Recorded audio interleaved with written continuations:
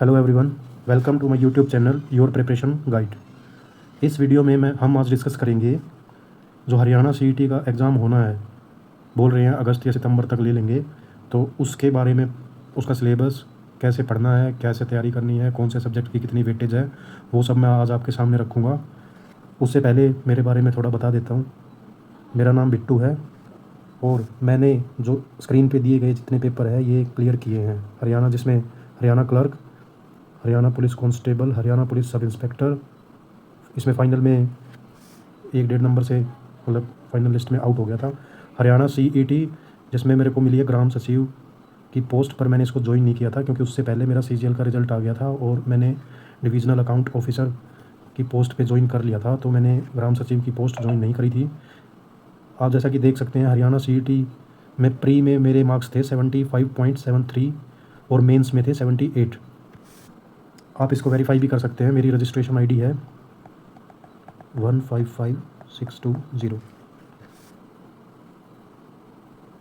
अभी मैं इस पोस्ट पे, डिविजनल अकाउंट ऑफिसर की पोस्ट पे कार्यरत हूँ। अब डिस्कस करते हैं जो हमारा सीईटी का एग्ज़ाम होना है उसकी स्ट्रेटजी और वेटेज वगैरह सब कुछ। तो चलिए शुरू करते हैं। तो ये जो 2025 का एग्ज़ाम होना है उससे पहले हमें ये पता होना चाहिए कि कौन कौन से सब्जेक्ट आते हैं इसमें और कितने नंबर के आते हैं। अब जैसे प्री और मेंस दोनों का सिलेबस और वेटेज सेम सा ही रहता है, बस वही है उसमें फ़िल्ट्रेशन के लिए बच्चों को बोल देते हैं कि मतलब प्री लेते हैं और वो 4 गुना बच्चे जो पोस्ट वाइज मेंस में बैठते हैं, एग्ज़ाम देते हैं। तो इनमें जैसा आप देख पा रहे हो कि कुल मिला के 8 से 9 सब्जेक्ट आते हैं और जिसमें से ये इंडिया जीके ये तो अपने आप में ही मतलब 5-6 सब्जेक्ट है अंदर।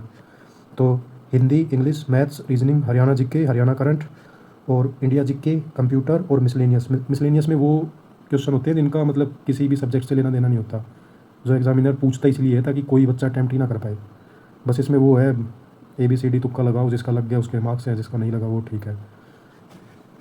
तो आगे प्री और मेंस में मार्क्स भी क्यों 1 नंबर का एक क्वेश्चन होता है तो मार्क्स और क्वेश्चन सेम ही होंगे।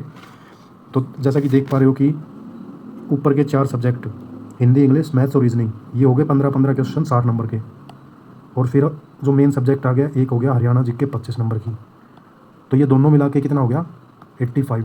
मतलब अगर आप ऊपर के 5 सब्जेक्ट भी करके जाओगे तो आपका 85% जो सिलेबस है और पेपर है वो क्लियर हो जाएगा। अच्छे से करना है। उसके बाद इंडिया जीके, अब इसमें आता है हिस्ट्री, ज्योग्राफी, पॉलिटी, इकोनॉमिक्स और current affair, India current affair और कंप्यूटर, जिसमें 3 से 4 क्वेश्चन पूछ लेता है एग्जामिनर, और मिसलेनियस मैंने आपको पहले ही बता दिया है। तो इसमें अगर आप ऊपर के ये 5 सब्जेक्ट पे कमांड अगर आपकी है तो 85 मार्क्स का जो पेपर है वो आप अटैम्प्ट कर पाओगे और अच्छे से मार्क्स ले पाओगे इसमें। अगर आपको स्कोर करना है, अब मेरे को पता है जो हरियाणा की तैयारी करते हैं उन बच्चों की क्या दिक्कत होती है मेन, जो आगे मैं इस वीडियो में डिस्कस करूँगा। तो चलिए 1 बाय 1 देखते हैं कि क्या क्या दिक्कत है और क्या कैसे उसको सोल्व करना है। इनकी बुक लिस्ट और पढ़ने का तरीका, कहाँ से पढ़ना है, वो सब मैं आगे डिस्कस करूँगा। अगर आपने अभी तक यूट्यूब चैनल फॉलो नहीं किया तो प्लीज़ फॉलो कर लो ताकि मैं ऐसी वीडियो कंटिन्यू कर पाऊँ आगे फ्यूचर में। तो ये आगे सब्जेक्ट वाइज हर सब्जेक्ट का क्या क्या वेटेज रहता है वो मैंने आपको बता दिया है। अब हर सब्जेक्ट को कैसे डील करना है और कैसे उसमें अच्छे मार्क्स लेके आने वो देखते हैं। अब 2 सब्जेक्ट है जो मैंने तैयारी में भी फील किया है, जो बच्चों की, जो मेरे भी भाई बहन छोटे हैं और जो जिनसे मैं मिला हूँ जो हरियाणा के बच्चे तैयारी करते थे, उनकी जो मेन प्रॉब्लम आती है वो पहली इंग्लिश में, क्योंकि मोस्टली जो रूरल बैकग्राउंड से होते हैं और उनकी इंग्लिश पे इतनी ज़्यादा अच्छी कमांड नहीं होती, अगर स्पेसिफिकली वो हरियाणा के ही पेपरों की तैयारी करते हैं तो इंग्लिश में अब एक पहला सब्जेक्ट है जिसमें जो मेजर दिक्कत आती है, और दूसरा जो मेरे को फील होता है वो है मैथ्स से तो पता नहीं क्यों डरते हैं। तो ये 2 सब्जेक्ट अगर कर लेते हैं बच्चे तो बाकी सब्जेक्ट वो खुद भी कर सकते हैं अगर उनको थोड़ी गाइडेंस मिलती है तो। और जब तक ये दोनों सब्जेक्ट नहीं आएंगे आपको और अच्छे से कमांड नहीं होगी तो आप भूल जाओ। हो सकता है कुछ लोगों को बुरी लगे बात, मैं बोल रहा हूँ आप भूल जाओ कि आपका सिलेक्शन होगा। उसका रीज़न है, अब मैथ्स आता है 15 नंबर का, इंग्लिश 15 की, 30-70 नंबर बाकी के बच गए। इनमें से मान लो आप 15 तुक्के लगा के आओगे, 7-8 नंबर इसमें ले लोगे।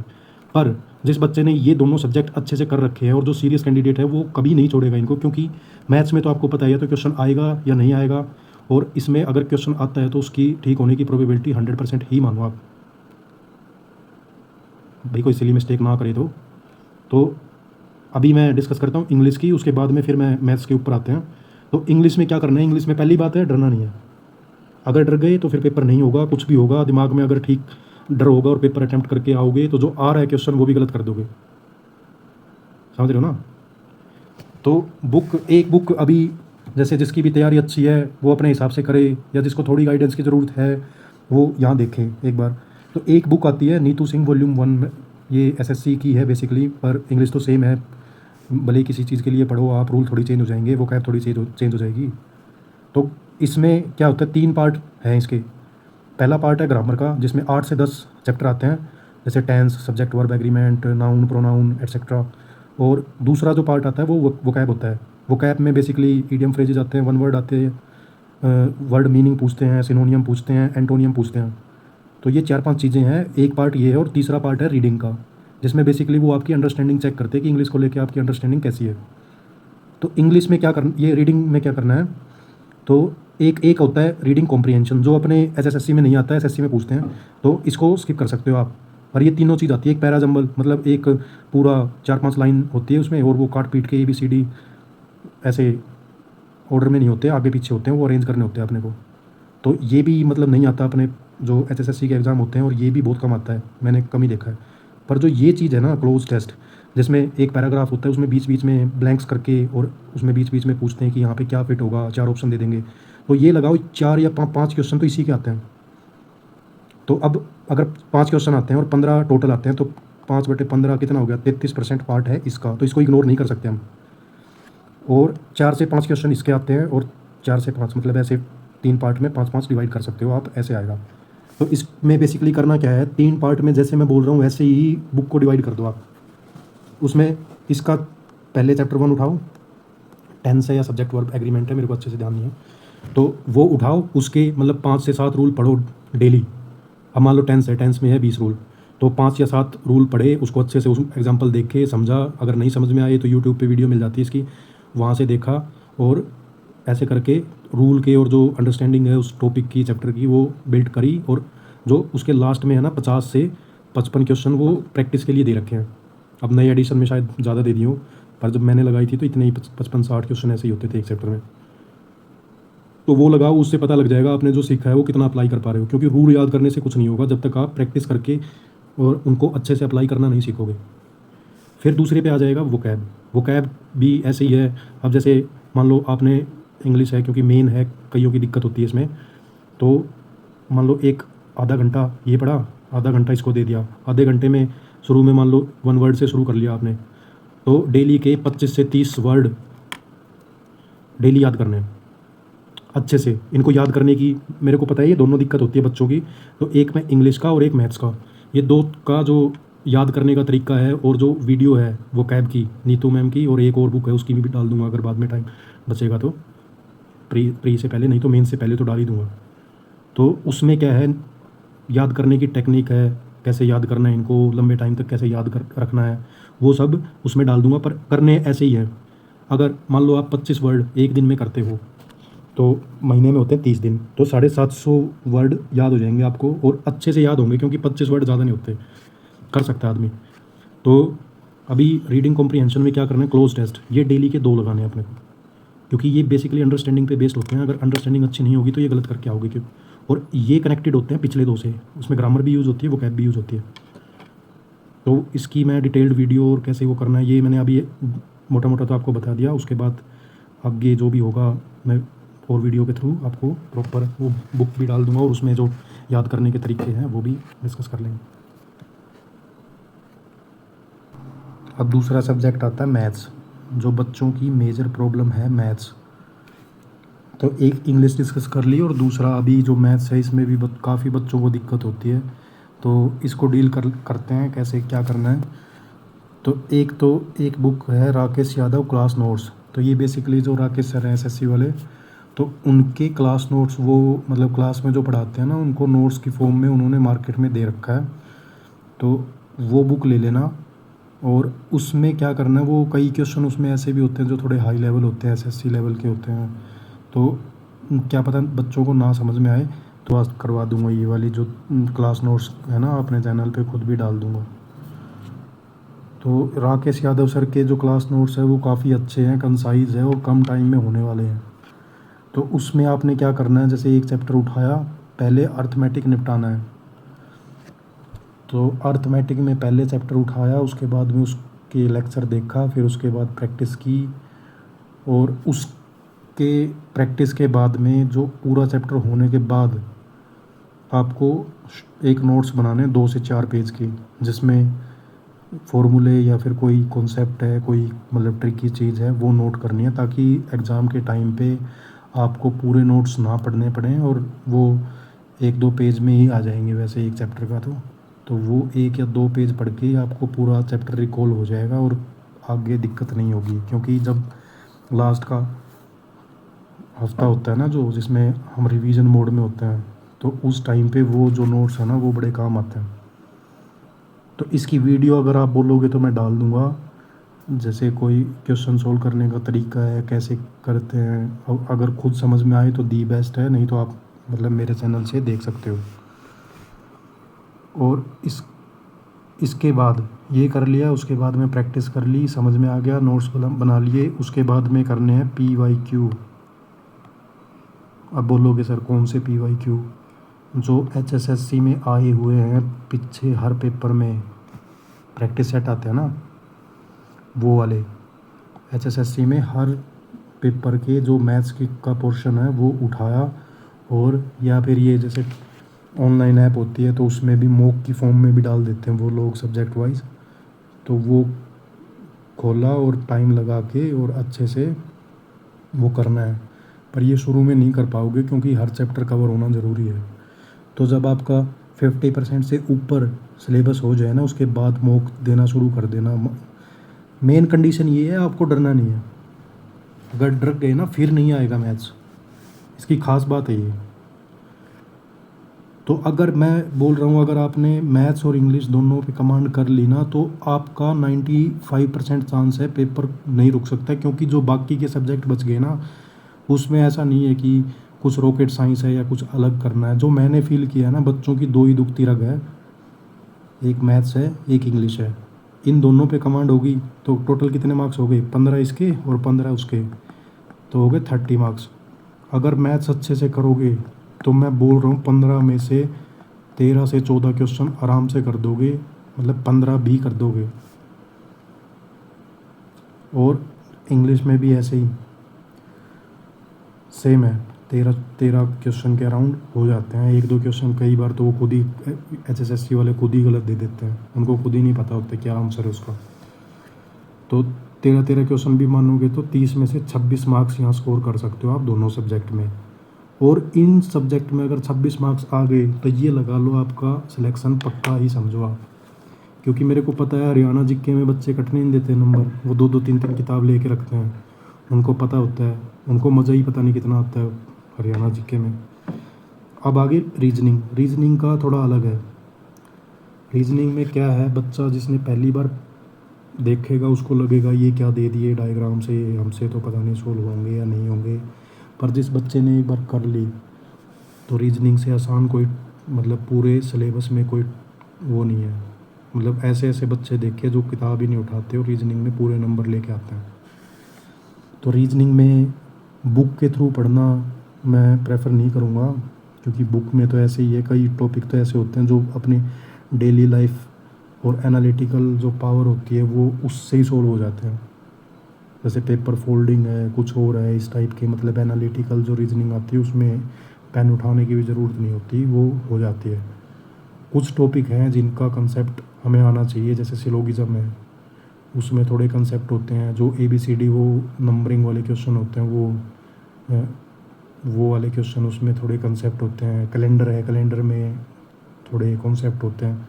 तो ये 3-4-5 मान लो मैक्सिमम 5 सब टॉपिक ऐसे हैं जिसमें आपको वीडियो देखना या समझने की ज़रूरत पड़ेगी। नहीं तो इसमें क्या करना है, टेक्स्ट बुक है या फिर जो भी आप ऐप यूज़ करते हो जिसमें पुराने SSC के जो पेपर होते हैं उसको प्री के जैसे 25 क्वेश्चन आते हैं मॉक में, तो 25 क्वेश्चन वो मॉक दिया, सेक्शनल मॉक का सेक्शन खोला और उसमें से मॉक टेस्ट उठाया और टाइम लिमिट उसमें ऐसे ही होती है, 15 या 18 मिनट देता है वो। तो इतने टाइम में अगर 25 क्वेश्चन, मान लो 2 सेट भी लगाते हो आप डेली, या एक भी काफ़ी है क्योंकि टाइम है अभी आपके पास, तो ये लगानी है टेक्स्ट बुक से सेक्शनल मॉक। कई बच्चों को डाउट होगा, सर हम तो HSSC की तैयारी कर रहे हैं, SSC के मॉक क्यों लगाएं? अरे भाई, ये सेम जो रीजनिंग है और मैथ्स है, इंग्लिश है, ये ऐसे सब्जेक्ट है, आप किसी भी सब्जेक्ट पेपर की तैयारी करो, रेलवे की, SSC की, HSSC की, स्टेट बोर्ड की, कुछ भी, तो ये सिलेबस सेम ही रहता है इनका ऑलमोस्ट। अब ये थोड़ी ना हो जाएगा कि 100% जब HSSC का पेपर दे के आओगे, अगर कोई क्वेश्चन है उसमें 70 आंसर आ रहा है तो इसमें मतलब 75 आ जाएगा। ये तो टॉपिक सेम ही रहता है और रिज़ल्ट भी सेम ही आएगा। तो इसमें क्या करना है, टेक्स्ट बुक सेक्शनल मॉक पे गए, या टेक्स्ट बुक नहीं, जो भी आप यूज़ करते हो, जिसका कोर्स ले रखा आपने वहाँ पे भी डाल रखे होंगे, तो उसमें सेक्शनल मॉक खोला और 25 क्वेश्चन लगाने हैं, और ये डेली लगाने हैं। और कुछ नहीं करना आपको, कोई वीडियो नहीं देखनी, कुछ नहीं करना। शुरू में 7 से 10 दिन आप ये करके देखो, मतलब 10 मॉक दोगे, 10 मॉक में कितने हो गए, 250 क्वेश्चन। उसमें आपको ये पता लग जाएगा कि हाईलाइट हो जाएगा अपनी जो वीक एरियाज़ है ना, मान लो किस में मेरे को क्वेश्चन सोल्व करने में कौन से सब्जेक्ट में दिक्कत आ रही है, तो जो वीक पॉइंट है वो कॉपी में नोट कर लो। अब मान लो सिलोगिज्म में दिक्कत है या कंसेप्ट नहीं पता कैसे सॉल्व करते हैं, तो इसको लिख लो। कुछ और है, नंबर सिस्टम है, तो इसको अगर इसमें फंसते हो तो ये नोट कर लो। तो 10 मॉक में आपको यही करना है। और मैं बता रहा हूँ, आप जब पहली बार भी आपने अगर रीजनिंग देखी है तो टाइम का इशू हो सकता है, पर जो सोल्व करने का तरीका है और बाकी जो भी चीज़ है वो अलग नहीं होगा। जैसे 25 क्वेश्चन में से मैं गारंटी दे रहा हूँ 18 से 20 क्वेश्चन हर बंदा कर लेगा, भले ही पहली बार कर रहा हो वो।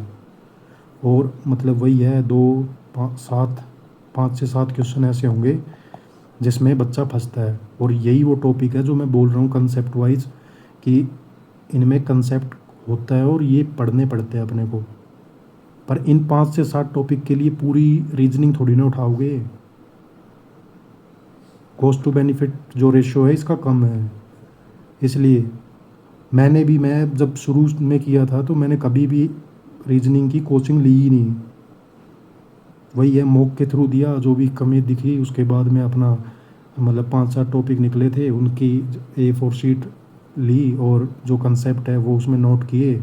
4 से 5 पेज में पूरा, मतलब 5-7 टॉपिक, जो पूरी रीजनिंग का निचोड़ 5 पेज के अंडर मतलब 4-5 पेज में पूरा कवर हो जाएगा। और जब आप एग्ज़ाम में रिवीजन करोगे तो बस वो उठाने हैं A4 शीट और अपना मतलब लग जाओ। और उसको कितना टाइम लगता है 5 पेज पढ़ने में, आधा पौना घंटा मैक्सिमम। और बार बार पढ़ोगे तो 10 मिनट लगेगी लास्ट तक। और फिर भी अगर आपको बुक लेनी है तो एक पिनेकल PYQ SSC की आती है, और या फिर HSSC के लगा के देख लेना प्रीवियस ईयर। इन दोनों में से जो आपको अच्छा लगे, पहले ये लगा लेना, उसके बाद में अगर फील अच्छी ना आए तो ये लगा लेना। पर इन दोनों से अच्छा तरीका मैं बोल रहा हूँ, HSSC के तो हमें लगाने ही हैं बाद में, मॉक के थ्रू, मॉक लास्ट में देंगे ना। हर एग्ज़ाम की अपनी नीड होती है, अपना तरीका होता है। HSSC यही डिमांड करती है, पहले सिलेबस कंप्लीट करो, उसके बाद में पहले सिलेबस हमें पता होना चाहिए, उसके बाद में वो कंप्लीट करो, पूरा निपटाओ, उसके बाद में मॉक देना शुरू कर दो, एनालाइज करो। उसके बाद जो वीकनेस आती है अपनी उन पेपरों में, तो वो दोबारा पढ़ के वो दूर करो। मतलब ऐसा होता है कि मॉक में जो क्वेश्चन गलत हुआ है वो आगे पेपर में हमारा गलत नहीं होना चाहिए। तो मान लो अभी आपके मार्क्स आ रहे हैं कि अभी शुरुआत करी है सर, 50 मार्क्स आ रहे हैं मेरे, तो डरना नहीं है।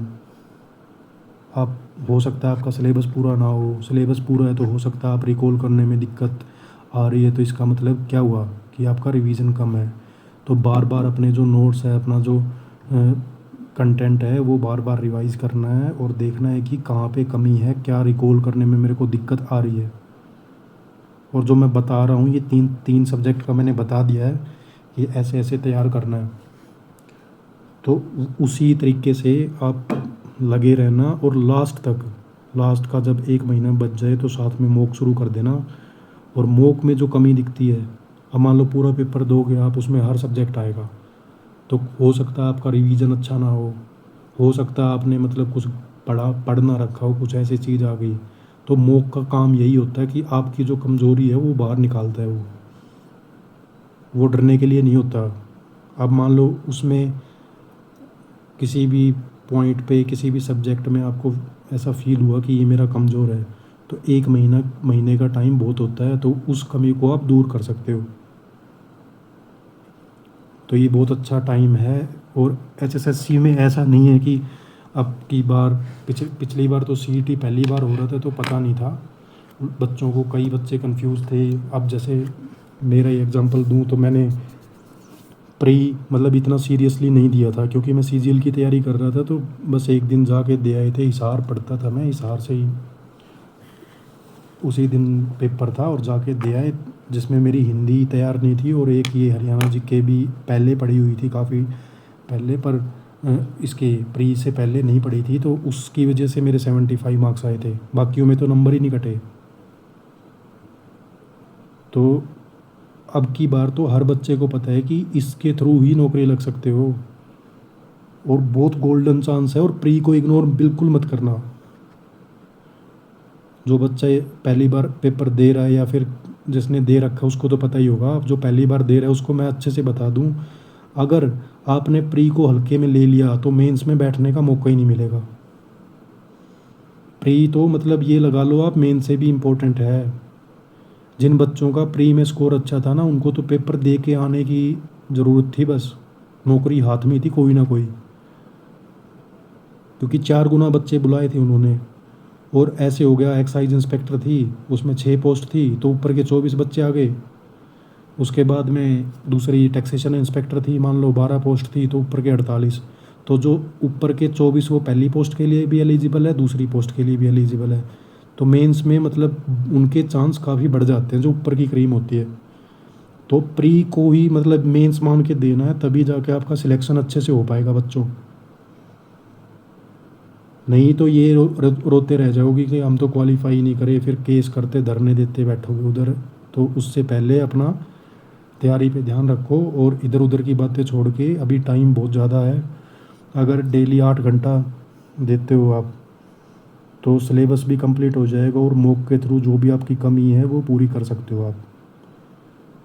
तो मुझे यही लगता है कि ये 3 सब्जेक्ट ऐसे हैं जिसमें बच्चे, तीसरा तो नहीं बोलूँगा मैं, मैथ्स और ये इंग्लिश, ये 2 तो ऐसे हैं जिसमें जो हरियाणा स्पेसिफिक तैयारी करता है उनकी मतलब 10 में से 6 या 7 बच्चों की ऐसी होती है कि सर ये इनमें नंबर आ जाए, उसके बाद तो हम देख लेंगे। तो चौथा सब्जेक्ट अभी डिस्कस करते हैं। चलो, क्या आ गया चौथा? ये आ गई हरियाणा जीके, जो कि आप लोगों का फेवरेट है, जिसमें कितने क्वेश्चन बताए थे मैंने? 25 क्वेश्चन। हल्के में नहीं लेना, मेरे को पता नहीं लेते भी नहीं बच्चे, यही पढ़ते हैं सबसे ज़्यादा। तो हरियाणा जीके में 25 में से 22 से 23 क्वेश्चन हर बच्चा स्कोर करता है। अगर आप इससे कम कर रहे हो तो आप रेस से बाहर हो।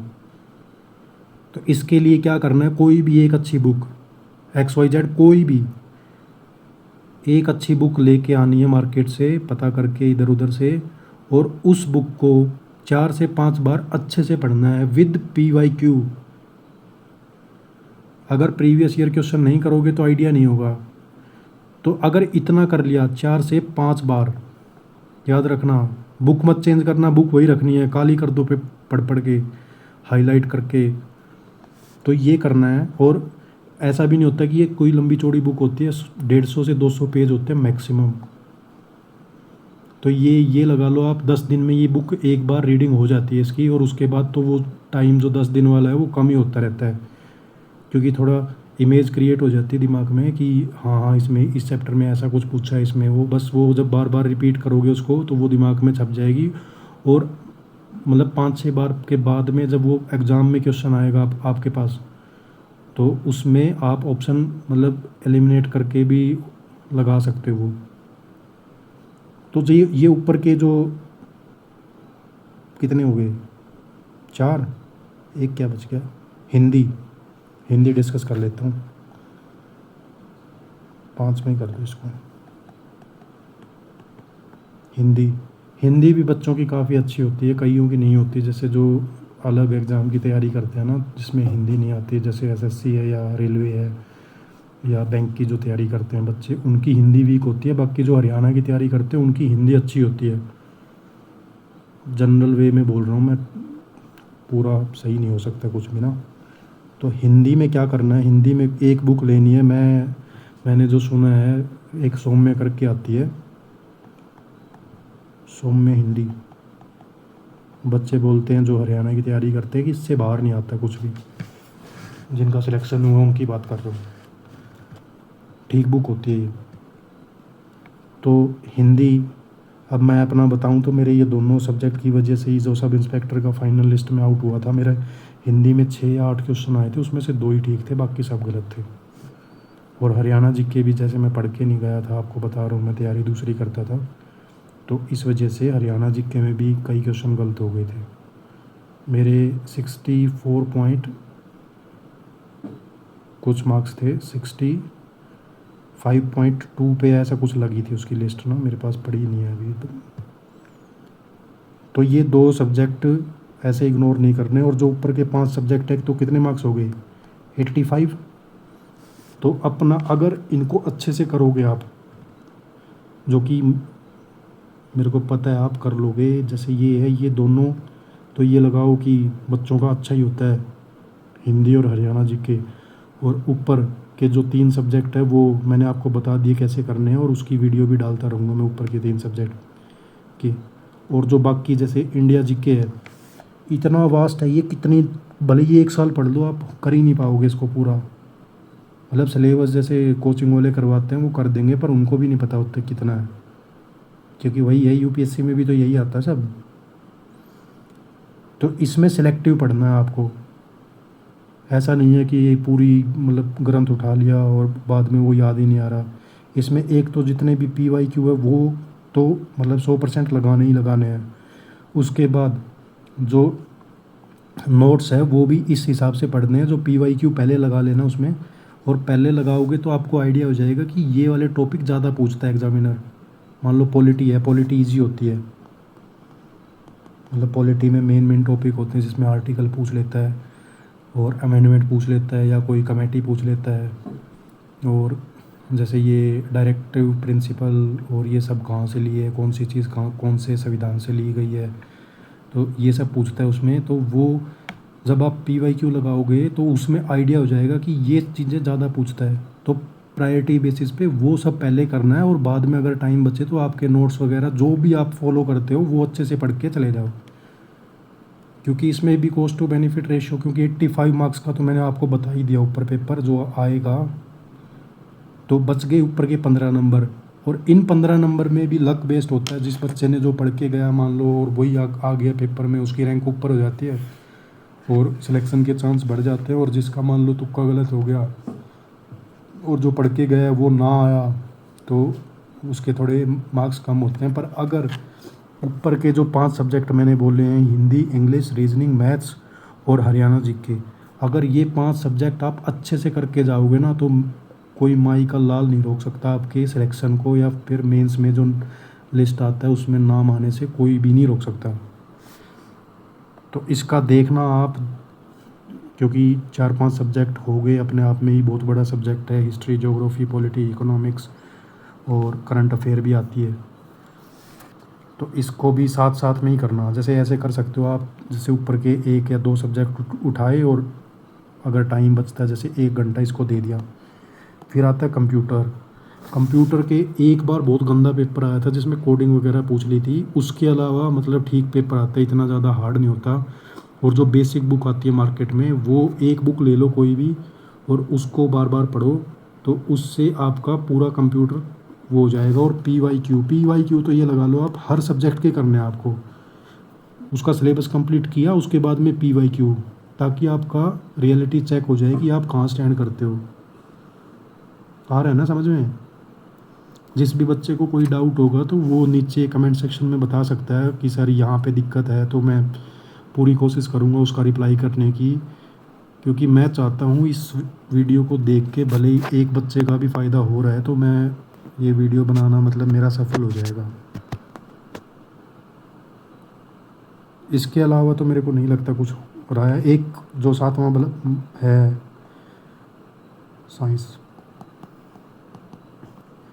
ये पिछली बार तो इतना ज़्यादा नहीं आया था, पर HSSC ये इसका कुछ भरोसा नहीं कर सकते। अगर सिलेबस में है वो चीज़ तो वो दे सकते हैं। तो इसके 4 से 6 क्वेश्चन आप मान के चलो, अगर उनके इंटरेस्ट में है और उनका एग्ज़ामिनर थोड़ा अगर उसका ध्यान इधर अट्रैक्ट हुआ तो 4 से 6 क्वेश्चन वो पक्का डालेगा। ज़्यादा भी हो सकते हैं, हो सकता है किसी और सब्जेक्ट से वो क्वेश्चन काट ले और इसमें डाल दे। तो इसको भी इग्नोर मत करना, बहुत ज़्यादा इम्पोर्टेंट है। और फिर लास्ट में एक आता है मिसलेनियस सेक्शन।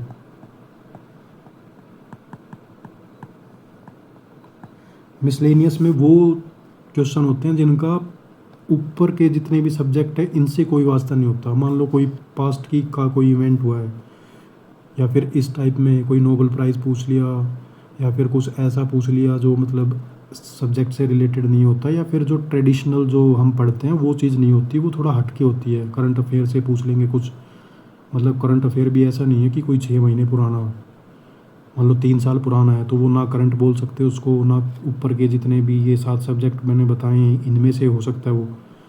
तो इस टाइप में हरियाणा का कोई पूछ लेंगे ऐसा, तो ये देता है वो 3-4 क्वेश्चन ऐसा जिसमें वो चाहता है कि पूरे मार्क्स ना आए 100 में से। मान लो अगर 100 क्वेश्चन आते हैं, वैसे तो 95 थे पिछली बार तो अगर 100 क्वेश्चन आते हैं तो उसमें से वो चाहता है कि भाई 95 तक ही बच्चा स्कोर कर पाए, और 3 से 4 क्वेश्चन ऐसे डाल देता है। अरे उसे भी तो दिखाना है भाई कि वो उसने पेपर सेट किया है। तो 3 से 4 क्वेश्चन ऐसे डाल देगा कुछ भी अटपटे से।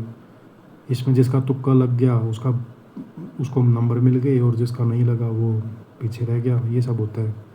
तो इसका हम कुछ नहीं कर सकते। और प्रायोरिटी बेसिस पे जो मैंने ऊपर के 5 सब्जेक्ट है ना वो पहले तैयार करना आप, और बाकी ये 5, 6 और 7 इंडिया जीके, कंप्यूटर और साइंस, ये मतलब सेकंड नंबर पे ये कर सकते हो आप। ऊपर के 2 सब्जेक्ट ले लिए, साथ में 1-1.5 घंटा जैसे नीचे वाले सब्जेक्ट के लिए अलोकेट कर दिया, और बाद में जब मतलब 1 महीना हो जाएगा ना तो सब पूरा जो सिलेबस है वो कंट्रोल में आ जाएगा आप लोगों के। तो जब सिलेबस कंट्रोल में आने लगेगा तो आपको कॉन्फिडेंस भी आएगा, और मतलब एक कॉन्फिडेंस के बाद में तो फिर ऐसा भी होता है ना कि तुक्के भी ठीक ही होते हैं। तो आज के लिए ये सब था, और आगे अगर आपको अच्छी लगेगी वीडियो तो मैं इसको कंटिन्यू करूँगा आगे। आशा करता हूँ आपको ये सब समझ में आया। और अगर ये PDF आपको चाहिए तो मैं टेलीग्राम चैनल अभी क्रिएट करके और नीचे लिंक में डाल दूँगा उसको, और वहाँ से आप देख सकते हो इसको। Thank you.